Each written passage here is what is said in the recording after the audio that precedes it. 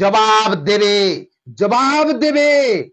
এরা তো মার খেয়েছে, পালিয়ে এসেছে নিজের জীবনটা বাঁচার জন্য। ধুলিয়ান একেবারে শূন্য, হিন্দু শূন্য, হিন্দু ফাঁকা।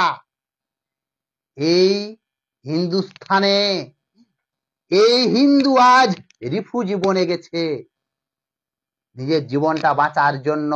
এই মুর্শিদাবাদ থেকে মালদায় গেছে, ঝাড়খণ্ডে গেছে, সেখানেও আবার জেলের থেকেও পরিস্থিতি ভয়ানক। বাইরের থেকে নীল রঙের এক প্লাস্টিক ঘিরে দিয়েছে তাকে, বাইরের থেকে কাউকে দেখা করতে দেবে না, এমনকি রিপোর্টারকে ঢুকতে দেওয়া যাবে না। পুলিশের সঙ্গে বৎসা, পুলিশের সঙ্গে পুলিশ তারাকে গৃহবন্দী করে রেখেছে। এই স্বাধীন ভারতে আজ হিন্দু, আজ বাঙালি, আজ বন্দী অবস্থায় আছে। দেখুন সেই ভিডিও, দেখুন। এই হাই স্কুল এই মুহূর্তে পরিচিত হয়ে গিয়েছে, সেই জায়গায় বাইরেটা সম্পূর্ণ ঘিরে দেওয়া হয়েছে নীল রঙের পলিথিন দিয়ে। এবং এই নীল রঙের পলিথিন আজকে সকালবেলায়, পলিথিনটা কবে লাগানো হলো, কেন লাগানো হলো, অফিসার বলেছে।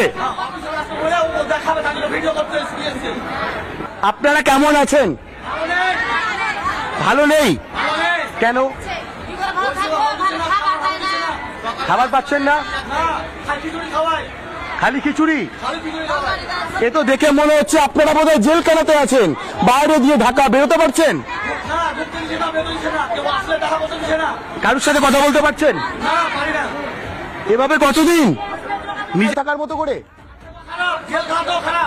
জেল খারাপ থেকেও খারাপ? কি বলছেন? তো ভয়ঙ্কর কথা বলছেন আপনারা।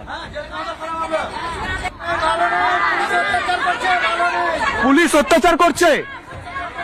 অন্য কি করে সাহস এরাকে বন্দি করে রাখার, তার জবাব কিন্তু দেবে এই বাংলার হিন্দু সনাতনীরা। তারা কি দোষ করেছে, কি অপরাধ করেছে? তারা কি চোর, তারা কি ডাকাত, তারা কি ক্রিমিনাল? তারা কি বন্দি করার সাহসটা কেনে হয়? কি কি অপরাধ করেছে এই হিন্দুরা? আর এই স্বাধীন ভারতে তারা বন্দি হয়ে আছে। তারা বলছে আমরা জেলের থেকেও ভয়ানক অবস্থায় আছি, জেলের থেকেও সেই ক্যাম্পে পরিস্থিতি খারাপ। তারাকে খিচুড়ি বাদ দিয়ে কোনো খাবার দেয়নি, ভীষণ পরিস্থিতি খারাপ। বাইরে থেকে কাউকে দেখা করতে দেওয়া যাবে না, এমনই পরিস্থিতি। সেই নীল রঙের প্লাস্টিক চতুর্দিকে ক্যাম্পের ঘেরা আছে, যেন বাইরে থেকে কেউ দেখা করতে না পারে। এরা কি ক্রিমিনাল, এরা কি দোষ করেছে, কি অপরাধ করেছে? এই হিন্দু হয়ে, সনাতন হয়ে এই পশ্চিম বাংলায় জন্মা কি মহাপাপ করেছে?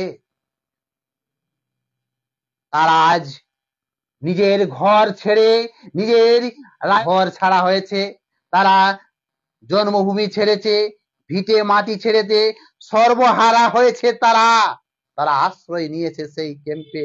সেখানেও শান্তি নেই, সেখানেও অশান্তির শেষ নেই। তার জবাবটা কিন্তু দেবে এই বাঙালিরা, এই হিন্দুরা। তার জবাবটা দেবে।